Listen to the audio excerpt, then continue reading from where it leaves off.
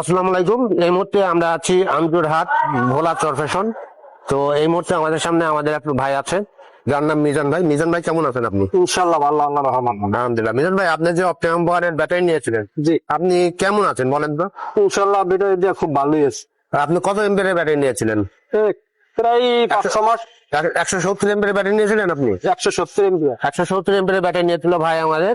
তো ভাই মিজান ভাইয়ের ব্যাটারিটা আমরা একটু দেখবো। মিজান ভাই কেমন এমনি আপনি মাইলেজ সবকিছু ভালো বানতো, ঠিকঠাক বানতো? ইনশাল্লাহ ভালো। আপনার গাড়ি এমনি ফার্স্ট আছে তো না?